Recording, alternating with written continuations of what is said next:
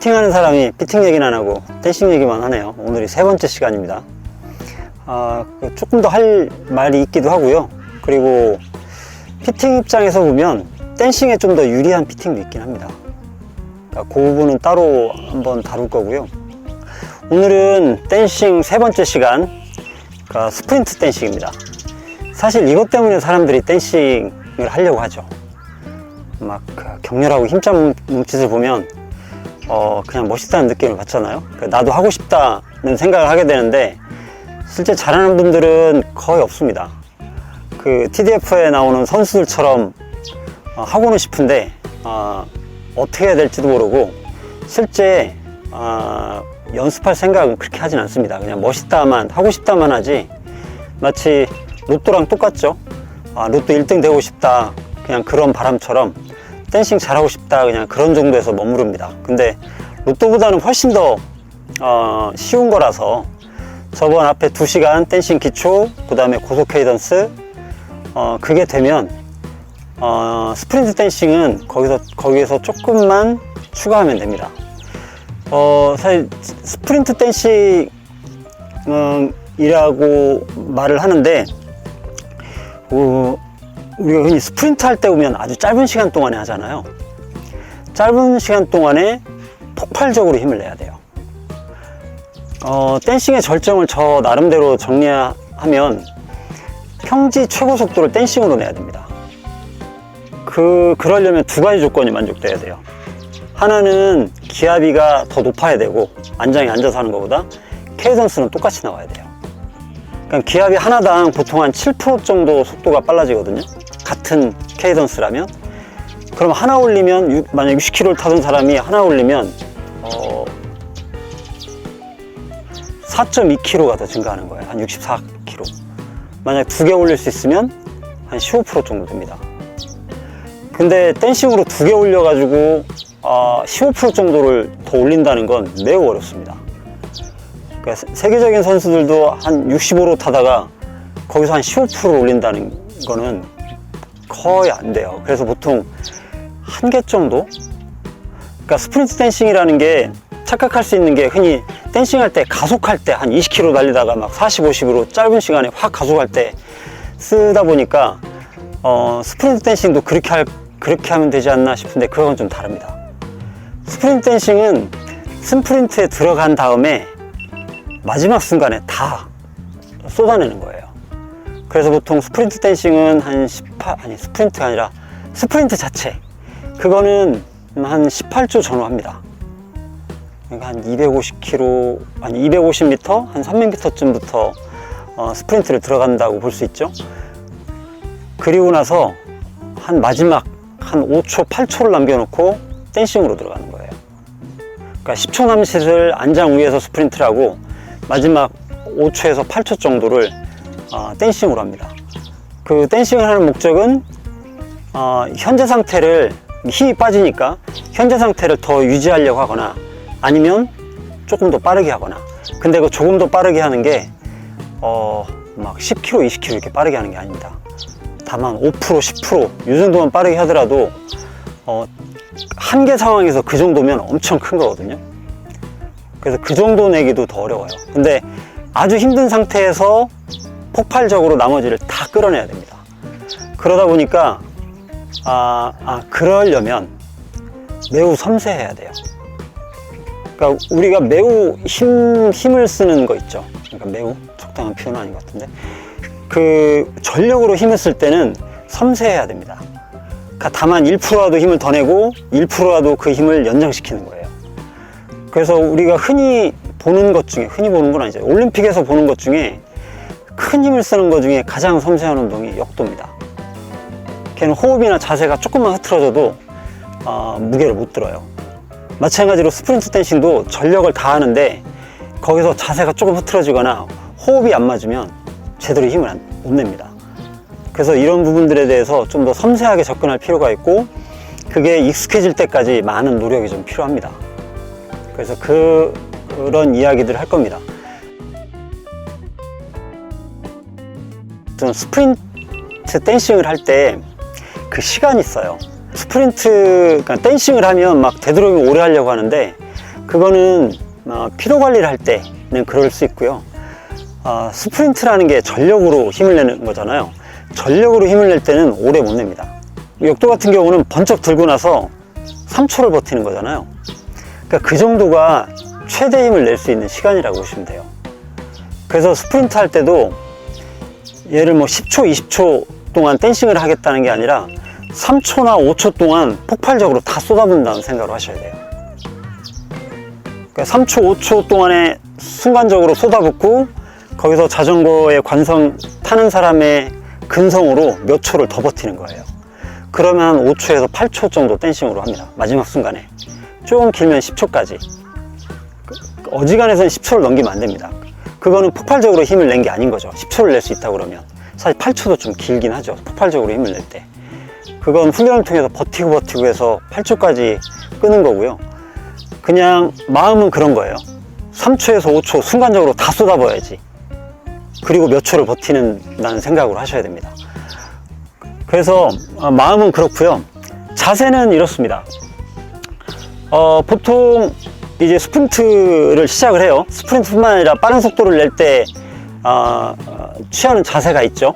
자세는 이렇게 되죠. 보통 빠르게 달릴 때 보면 안장에 앉아서 이 숙인 상태로 또는 여기를 잡거나 이렇게 되죠. 근데 이 상태에서 댄싱은 앞으로 이렇게 엉덩이가 나가죠. 그러면 그때도 이 관절의 각도는 여전히 큰 힘을 내는 각도여야 돼요. 그러니까 자전거 탈 때 자세를 평가할 때 평가 항목이 있는데 이건 피팅할 때하고 똑같은데요. 페달링은 강해야 되고 공기저항은 작아야 되고 편안해야 됩니다. 이 세 가지인데 짧은 순간에는 이 편안함을 따지지 않아도 돼요. 그러니까 더 강하고 공기저항 작은 게 우선인 거죠. 그러니까 짧은 시간 동안에. 그래서 앞으로 해서 핸들바의 무게가 많이 실리더라도 강하고 공기저항이 작은 자세에 초점을 맞춰야 돼요. 그래서 앞쪽으로 오면 아무래도 팔은 좀 불편해지긴 하겠죠. 근데 얘가 불편하다고 상체를 들면 안 됩니다. 또 여기를 잡고 이렇게 하는 것도 안 되고, 그러면 이 관절의 각도는 커지면서 페달링도 약해지고 공기저항도 커지니까 최고 속도를 내는데 저해 요인으로 작용하겠죠. 그래서 밑에 여기 잡는 게 아닙니다. 여기 잡아야 돼요. 근데 여기를 잡고 팔을 당기는 힘이 몸쪽 방향인데 이렇게 당기면 약하겠죠. 그래서 이렇게 걸려야죠. 그래서 어떤 드롭바들은 여기가 이렇게 꺾여 있는 애들이 있어요. 그러니까 스프린트용으로 나온 거죠. 그리고 여기가 이렇게 바깥쪽으로 이렇게 해서 이렇게 잡더라도 여기가 닿지 않게, 이런 것들이 다 그 강한 댄싱에 좀 도움이 되는 구조인 거고요. 그래서 여기를 잡고 숙이는 거죠. 그럼 이 관절의 각도는 그대로입니다. 그리고 코너링 할 때처럼 이 턱이 스템에 닿게 한다는 생각으로 충분히 숙이세요. 그리고 엉덩이는 보통 이 안장 끝을 벗어나지 말라고는 하는데 이건 그냥 기준값입니다. 이거 가지고 꼭 여기 벗어나면 안 돼, 이게 아니라 이 전후에서 왔다 갔다 하면 돼요. 자전거 탈 때 대부분의 그 선이나 수치들은 기준값이라고 받아들이시면 됩니다. 그렇게 딱 맞추는 게 좋은 상태가 아닌 거예요. 사람마다 관절의 특성도 다르고 체형도 다르기 때문에, 또는 경사도 뭐 이런 거에 따라 또 달라져요. 그래서 그냥 이게 기준값 중에 하나다. 그리고 조금 다른 얘기긴 한데, 요즘에 워낙 사람들이 남을 이렇게 이 인터넷상에서 남 욕하는 게 되게 많죠. 의견이 조금만 다르면 그걸 막 잘못됐다고 막 댓글을 납니다.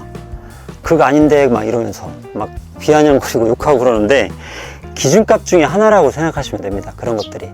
그러니까 저게 정답도 아니고 정답은 없는 거잖아요. 그러니까 기준값 중에 저렇게 얘기할 수도 있는 거지 하고 받아들이시면 되고요. 그게 그래서 반드시 틀렸다거나 또 반드시 좋다거나 하는 의견은 없습니다. 제가 드리는 말씀도 마찬가지고요. 그래서 엉덩이는 여기 안장 코의 앞쪽 끝 정도 전후에 오게끔 하는 건데요. 왜 그러냐면 얘가 이쪽에 있으면 이게 더 숙여지죠. 그럼 이 각도가 너무 작아지니까 페달링이 약해요. 그리고 몸무게가 페달에 원활하게 안 실려요. 그러니까 이 관절은 큰 힘을 내면서도 무게가 가장, 그러니까 이 지렛대가 가장 길게 작용하는 위치가 있겠죠. 크랭크암이 여기서 밟으면 실적인 지렛대 길이는 짧겠죠. 여기서 밟는 게 가장 길겠죠, 보통 세이전은. 그래서 가장 지렛대가 가장 길게 작용하는 위치에서 무게를 최대한 많이 줄 수 있는 위치인 거예요. 그러니까 무게는 최대한 싣고 그 상태에서도 엉덩이 관절은 큰 힘을 내는 상태를 만들어야 되기 때문에 드롭을 잡고 앞으로 가는 겁니다. 앞으로 가지 않으면 이 좋은 상태가 안 나오는 거예요. 무게는 최대한 많이 싣고 관절은 가장 큰 힘을 내는 상태, 그리고 공기저항은 작고 조금 불편해도 상관없습니다. 그런 자세를 맞추시면 돼요. 그리고 저번에 고속 케이던스 내는 거에 말씀드린 것처럼 팔꿈치를 살짝 벌리는 겁니다. 벌리고 당기는 힘은 여전히 몸 쪽이에요. 그러니까 밟는 순간에 이쪽을 당겨야 되는데 얘를 같이 이렇게 이 방향으로 당기면 말이 안 되죠. 무릎을 몸의 중심에서 일직선으로 미는 것처럼 팔은 몸의 중심에서 일직선으로 당겨줘야 됩니다. 같은 방향으로 밀고 당겨야 이걸 상쇄시키는 거죠. 그러니까 균형을 잡는 데 유리합니다.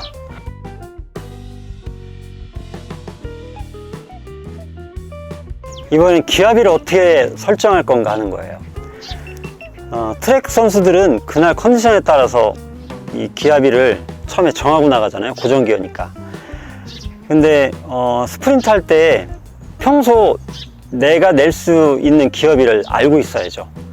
그러니까 그날의 컨디션에 따라서도 기압비 하나 좀 가볍게 놓고 빠르게 돌릴 수도 있고 뭐 아니면 좀 무겁게 놓고 좀 천천히 돌릴 수도 있고, 그 다음에 1%의 경사 차이만 나더라도 그 힘 차이가 크게 나잖아요. 그래서 실제 스프린트 할 때 코스도 숙지를 해둬야 됩니다. 그래서 그러니까 기압비는 보통 아까 한 18초 전후 동안 스프린트를 한다고 했잖아요. 그러면 이럴 수 있죠. 전 영역을 기아를 바꾸지 않는 거예요. 그래서 앉은 상태에서 매우 강하게 페달링을 하고 거기서 힘이 빠질 것 같으면 마지막 순간에 댄싱으로 나머지를 치고 나가는 거죠. 그래서 똑같은 속도로 하거나 마지막 순간에 조금 더 높일 수 있죠. 또는 이럴 수도 있습니다. 하나 좀 가볍게 놓고 물론 힘들게 타다가 이제 동료 선수들이나 누가 다른 선수들이 앞에 가고 난 뒤에 따라가면서 치기 전에 기압비를 하나 무겁게 놓고 전력으로 쏟아낼 수 있습니다. 그거는 각자 본인의 성향에 따라 또는 상황에 따라 그건 선택하면 될 것 같아요. 평소에도 그래서 그걸 좀 연습을 해 두셔야 됩니다. 어떤 게 나한테 좀 더 맞는지, 좀 더 맞는 걸 기본으로 쓰는 거고요. 오르막 같은 경우는 경사도가 크다 그러면 일정 기압비로 가고 마지막에 댄싱으로 하는 게 좀 더 낫겠죠. 거기서 오르막에서 기압 연속은 잘 안 되는 거니까. 그러니까 기압비가 체인이 매우 강하게 당겨질 때는 기압 연속이 잘 안 됩니다. 그래서 그것도 고려하셔서 그런 것들도 좀 감각을 익혀두고 연습을 좀 하셔야 됩니다. 그리고 아까 하나 빠뜨린 게 있는데, 이 전력을 다 하는 거잖아요. 그러면 다리 힘만 세가지고는 안 됩니다. 몸 전체가 튼튼해야 돼요. 스프린트 댄싱을 잘 하시려면 손, 팔, 이 몸통, 다리 이런 몸 전체가 다 튼튼해야 돼요. 그래야 잘합니다. 그러니까 악력이 약하다 그러면 스프린트 댄싱이 안 됩니다. 그러니까 기준점이 핸들바가 되는데 기준점이 흔들려 버려요. 그래서 이 악력도 기르고 그 다음에 팔이 특히 당기는 힘, 이것도 기르는 거죠. 그러니까 그 몸통이나 이런 것도 더 단단하게 만들어 놓으면 힘을 조금 더 낼 수 있게 됩니다. 다만 1%를 더 내기 위해서 그 악력을 기를 수 있는 거죠. 이번에는 이제 스프린트를 했어요. 그러니까 안장에 앉아서 스프린트 하다가 이제 댄싱을 들어가야 되잖아요. 어떻게 시작할 것인가예요. 그냥 시작하면 되는 거 아니야? 이럴 수도 있는데, 그러니까 큰 힘을 낼 때 우리가 하는 요령이 있죠. 그러니까 바닥에 있는 무거운 물건을 들 때 우리가 어떻게 하냐면 자세를 잡고 호흡을 몇 번 심호흡 하다가 잔뜩 들이셨다가 어느 순간에 짧게 확 내뱉으면서 호흡을 딱 참고 그 순간에 힘을 쓰죠. 그건 배우지 않았는데 그냥 다 이렇게 합니다. 왜냐하면 이 상태가 힘을 가장 크게 내는 상태이기 때문에 그래요. 여기 호흡을 쓰는 건데요, 일단 자세는 기본적으로 갖춰야 되고 여기에 호흡을 더하는 거예요. 배가 이렇게 볼록했다가 살짝 내뱉은 상태에서 딱 멈춰 있을 때 몸통이 가장 단단한 상태가 됩니다. 그래서 큰 힘을 내는데 아주 좋아요. 근데 이걸 우리는 배운 적은 없지만 이렇게 한다는 거죠. 그래서 똑같이 이걸 스프린트 댄싱 들어갈 때도 강한 힘을 내야 되니까 이 요령을 그대로 적용하시면 돼요. 그래서 앉아서 스프린트를 하다가 이제 댄싱을 해야 되니까 미리 호흡이나 이런 것들 준비해 놓는 거죠. 그러다가 잔뜩 들이셨다가 확 내뱉으면서 소위 이제 기합 준다고 그러죠. 격투기 하는 건데 하면서 그 느낌으로 살짝 내쉬는 순간에 확 밟는 겁니다. 그러면서 호흡을 딱 참는 거예요. 그때 그 상태를 만들어 놓고 밟는 동작을 의식하는 게 아니라 페달이 아웃시쯤 있을 때 강하게 엉덩관절을 이용해서 강하게 당기는 동작을 의식하는 거예요. 밟는 거를 의식하는 것보다 당기는 동작을 의식하는 게 더 강한 힘이 나옵니다. 짧은 시간 동안에. 근데 당기는 근육은 약하기 때문에 금방 지쳐요. 오래는 못 씁니다. 장거리 탈 때 뭐 당기는 페달링을 해라 못합니다. 어차피 금방 지치기 때문에 그래요. 근데 짧고 강한 힘을 쓸 때는 당기는 근육을 최대한 활용하는 거예요. 엉덩관절을 이용해서 강하게 당기는 건데, 그럼 엉덩관절을 이용해서 무릎으로 정강이를 당기는 거예요. 확. 그리고 기본적인 페달링은 임팩트입니다. 이것도 임팩트가 되지 않으면 어쨌든 근육피는 빨리 오고 수축이완 속도가 느려지기 때문에 부드럽고 빠른 동작이 안 나오죠. 그래서 무릎으로 강하게 확, 그래서 내쉬면서, 그러니까 잔뜩 호흡했다가 내쉬면서 호흡을 딱 멈추면서 기합 주면서 이 느낌으로 강하게 확 당기면서 시작하는 겁니다. 그때 핸들바도 꽉 잡아줘야죠. 그러니까 그렇게 처음 스프린트 댄싱을 시작합니다. 그리고 나서 이제 계속 이 호흡을 참은 상태로, 몸통을 단단하게 한 상태로 몇 초를 돌려요. 근데 그 이상부터는 호흡을 하는 게 낫지 않나 싶어요. 이건 국가대표 어느 국가대표 출신이 그랬었거든요. 벨로드는 한 바퀴 돌 때 자기들은 호흡 안 한다고. 근데 국가대표가 그래서 조금 경험이니까 반박은 쉽게 못 하겠는데, 근데 이런 자료를 찾았어요. 100m 선수들이 한 10초 걸리잖아요.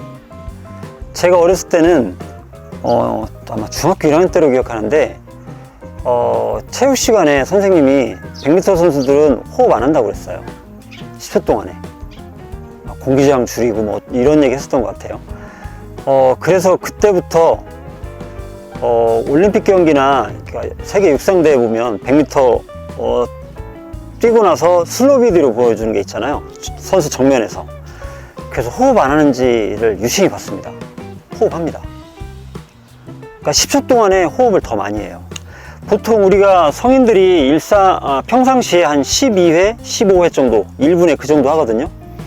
근데 100m 10초 동안에는 5번에서 10번을 합니다. 오히려 더 많이 합니다. 한 3배 정도 더 많이 하는 거죠. 2~3배. 그리고 강한 힘을 내기 때문에 운동할 때는 호흡량도 더 커요. 그래서 보통 10초 동안에 평상시보다 한 20배가량 호흡량이 많아집니다. 그리고 100m 달리는 선수들이 몇 보에 달리냐면 세계적인 선수들이 한 45보 전후예요. 우사인 볼트 같은 경우가 41번 뛴답니다. 그러니까 한 번, 두 번, 세 번, 네 번 이렇게 41번인데 한 발짝마다 2m가 넘는 거예요. 막 뛸 때. 그걸 이제 자전거 페달링에 적용해 보면 10초에 한 다리를 20.5 움직이는 거죠. 20.5 해가지고 41보가 되잖아요. 10초에 20.5니까 그걸 60초로 따지면 어떻게 되죠? 120에 5, 6, 네, 123? 123 RPM이 나오는 겁니다. 100m 달리는 동안에. 근데 45로 뛰는 사람들은 140 정도 나오는 거예요. 그러니까 그렇게 달리는 겁니다. 그러면서도 호흡은 더 많이 하는 거예요. 근데 스프린트 댄싱 할 때 케이던스는 한 100에서 110 정도입니다. 세계적인 선수들 하는 걸 제가 이렇게 좀 세봤거든요. 느린 화면으로. 그러니까 그 정도 내더라고요. 근데 거기서 호흡을 참는 게 아니라 오히려 더 많이 하는 거예요. 할 때 호흡 리듬이랑 힘쓰는 거랑 그걸 잘 맞춰야 되지 않나 싶어요. 그러니까 맨 처음에 호흡을 참고 가속을 했잖아요. 몸통을 단단하게 만들어 놓고. 그리고 나서 호흡을 하면 뭐가 좋으냐면, 일단 초반에 산소를 이미 많이 쓴 상태에서 호흡을 참아버리면 산소가 공급이 안 되니까 몸에서는 산소를 아껴 써요. 그러니까 에너지가 덜 만들어지는 거예요. 덜 만들어지면 몸에서는 힘을 덜 써요. 근데 호흡을 하면 지금 들이신 산소가 실제 이 10초 동안의 에너지로는 쓰이지 않습니다. 근데 공급이 되니까 아끼지 않고 쓴다는 거죠. 그러니까 이거를 저는 이제 우리가 경험하는 경우는 저런 경우가 있죠. 배가 고파서 힘이 안 나는데 먹자마자 힘이 나요. 그런 경험 있으신가요? 근데 그것도 말이 안 되는 거잖아요. 지금 먹은 음식은 한 2시간, 3시간이 지난 다음에 근육을 움직이는 에너지원이 만들어지는 거거든요. 근데 먹자마자 힘이 나요. 지금 먹은 음식으로 에너지원이 쓰이는 게 아닌데, 그러니까 몸 안에서는 이게 위기 상황이 되면 몸이 알아서 이걸 조절하지 않나 싶은 거예요. 마찬가지로 산소도 그러지 않는가 싶어요. 그래서 10초 동안에 호흡을 참는 것보다는 어느 시점부터는 호흡을 오히려 더 강하게, 그러면서 리듬을 맞추는 게, 왜 그러냐면 내쉴 때 미는 힘이 센 특성이 있잖아요. 이거를 맞추고 또 이럴 수도 있죠. 몇 번 호흡을 하고 다시 호흡을 참고 나머지 몇 초를 견딜 수도 있죠. 이거는 제가 그냥 이론적인 부분이고, 이걸 제가 실제 해본 적은 없어요. 물론 저는 호흡을 참지 않고 호흡을 더 강하게 하면서 스프린트를 하긴 하는데, 제가 워낙 약해서. 근데 주변에서 볼 수 있는 사람 중에 국가대표 출신이면 아주 강력한 사람들 아닙니까?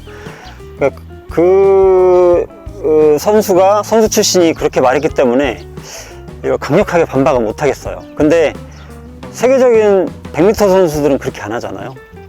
그래서 요거는 한번 다양하게 해보시면 어떨까. 그래서 더 나은 상태를 찾으시면. 근데 저는 호흡을 하는 게 더 낫다고 봐요. 근데 호흡을 어떻게 하느냐 하는 거죠. 맨 처음 몇 초 동안은 호흡을 참는 게 당연히 좋아요. 몸통이 단단한 상태에 큰 힘을 내는 거니까. 그러니까 그러니까 5초에서 8초니까 나머지 한 3, 5초 정도를 어떻게 할 거냐. 호흡을 참는 게 좋으냐, 아니면 호흡을 더 강하게 하면서 페달링하고 리듬을 맞추는 게 낫느냐, 아니면 몇 번 더 하는 게 아니라 한 호흡을 한 번, 두 번을 하고 다시 또 몸통을 단단하게 만드는 게 좋으냐, 이런 것들은 한번 많은 훈련을 통해서 다양하게 해보고 더 나은 상태를 선택하면 어떨까 싶어요. 근데 18초 동안에는 호흡은 참는 건 아니죠. 전체 스프린트 구간에는 호흡을 하긴 해야 됩니다. 제가 자전거에 대해서 설명할 때 말씀드리는 게 몇 가지가 있는데, 그 중에 하나가 자전거 타는 동작이 특별하거나 새로운 동작이 아니라는 겁니다. 우리가 일상에서든 다른 운동 종목에서 힘을 썼던 숙달된 동작, 익숙한 동작들 있죠. 그걸 자전거에 적용하면 돼요. 그러니까 무거운 물건을 순간적으로 들 때 힘을 썼던 요령을 스프린트 댄싱 할 때도 그대로 적용하면 돼요. 그 요령을. 그러니까 자전거라는 도구가 있으면서 조금 차이 나는 부분인데, 그 부분만 여기 적용하면 그 부분만 새롭게 익히면 되고요. 호흡, 자세, 이건 이미 우리가 알고 있죠. 그 자전거에 적용하면 되는데, 그리고 그 짧은 시간 동안에 한 5초에서 8초 동안에 스프린트 댄싱 할 때도 힘은 임팩트 형태로 쓰는 게 좋습니다. 그러니까 이건 그냥 기본이에요. 그러니까 임팩트 형태로 쓰지 않으면 근육은 경직되기 때문에 부드럽고 빠르게 안 움직입니다. 그래서 처음에 호흡을 딱 참고 순간적으로 강하게 페달링을 시작할 때, 댄싱을 시작할 때는 전체적으로 힘을 좀 꽉 줘도 되지만, 그게 끝나고 나면 페달링 당연히 임팩트여야 되고요. 그 힘을 꽉 줬을 때도 이 팔을, 이 당기는 것도 오른쪽 밟을 때 오른쪽만 딱 이 리듬을 찾는 거예요. 꽉 쥐고 다리를 임팩트만 주는 게 아니라 같이. 그러니까 꽉 쥐고 있으면 이것 자체도 에너지 소모도 크고 얘가 잘 안 움직일 거잖아요. 그래서 같이 임팩트 형태로 써줘야 됩니다. 어느 순간에. 그 도끼질 하거나 해머질 할 때 다 이런 식으로 하죠. 전체 몸을 어느 순간에 그 맞는 순간에 임팩트 주고 그 다음에 그냥 놔두고, 이거 반복인 것처럼 그 똑같은 거예요. 그러니까 특별하거나 새로운 게 없습니다. 이 임팩트 페달링에 대해서 여러 번 다양하게 얘기를 하는데도 불구하고 많은 분들이 이해를 잘 못해서, 이게 특별하거나 새로운 게 아니에요. 이미 여러분들이 일상에서 숙달된 동작들을 이렇게 하시는 겁니다. 그걸 자전거에 적용하는 거에 불과한 거니까요. 이제 이런 요령들은 이 정도고요. 이제 그걸 내 몸이 익혀야죠. 그러니까 익힐 때까지 5초와 8초, 5초에서 8초 정도 그걸 가지고 그거를 위해서 많은 연습을 하는 겁니다. 그래서 얻는 거는 바로 안 나타나는데 얻는 건 조금밖에 안 돼요. 그러다 보니까 이게 잘 연습이 안 됩니다. 왜냐면 바로바로 나타나지도 않는 거고. 그러니까 이런 생각도 해볼 수 있어요. 나와 라이벌이 60km로 달려요. 나는 짧은 시간 동안에 한 62km까지 낼 수 있어요. 스프린트 댄싱을 통해서. 그러면 뒤에 있는 게 유리하잖아요. 승부를 보기 전까지는. 그럼 내가 몇 미터를 남겨놓고 스프린트 댄싱을 쳐야 되는지를 계산해낼 수 있죠. 이건 이제 좀 극단적인 경우긴 하죠. 워낙 변수가 많지만. 근데 동료들은 얼마인지 대충 알 거잖아요. 같이 계속 경쟁했던 사람들은 서로 성향합니다. 그럼 그거 가지고 힘 가지고만 이기는 게 아니라 이런 요령들을 같이 해야만 또 우승할 수 있어요. 힘만 가지고 해서는 격차가 줄어들진 않아요. 신기하게. 내가 훈련 많이 하면 결국에 저 사람도 훈련 많이 하기 때문에 체력 가지고는 큰 차이가 안 납니다. 어지간해 가지고는. 이런 요령을 가지고 승부를 봐야 돼요. 그래서 이럴 수 있죠. 2kg 차이가 나면 계산해보면 이 사람 멈춰 있을 때 난 2kg 움직이는 거잖아요. 그러면 2m 정도 차이가 나요. 60kg인 사람과 내가 62 나하고. 그러면 이 2m를 내가 추월하기 위해서 몇 초를 남겨놓고 내가 스프린트 댄싱을 쳐야 되는가를 계산해낼 수 있죠. 그러니까 그런 것도 함께 봐야 됩니다. 1시간에 2km 가는 거니까 60분에 2km니까 6분이면 200m를 가죠. 그러면 그게 360초죠. 18초에 10m. 그럼 1.8초에 1m 가는 거죠. 그러면 그러니까 2km 차이. 이 차이만. 그러니까 상대적으로 저 사람 60, 나 62면 이 사람 0일 때 난 2km로 가는 거잖아요. 그러니까 1.8초에 1m. 1m. 네. 1.8초에 1m를 가죠. 그러면 최소 4초 전에는 내가 시작해야 똑같아지는 거죠. 그러니까 나는 5초나 10초, 5초는 약간 늦을 수 있죠. 내가 반응 속도가 느릴 수 있으니까.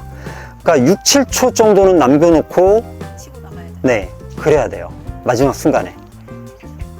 그러면 내가 그냥 이기는 거예요. 그런 확신이 있는 거죠. 이런 계산을 통해서 확신이 있으면 내가 무리할 필요가 없잖아요. 그러니까 불안하니까 튀어나가요. 네. 근데 상대는 힘을 비축하고 있어요. 난 잠깐 5초 62 쓰다가 푹 주저앉아서 이제 57, 8 나와요. 그건 난 못 이깁니다. 그러니까 이런 거에 대한 계산도 좀 하고 그런 감각도 좀 익혀놔야 돼요. 그래야만 이 타이어 하나 가지고 순위가 결정되는 데에서 좀 더 유리한 위치를 정할 수 있습니다. 그러니까 힘만 가지고 가서는 안 되는 거죠.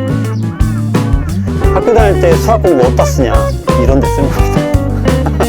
안 써서 그렇지 내가 쓰고자 하면 쓸 수 있어요. 자, 이제 또 연습을 해봐야죠. 네.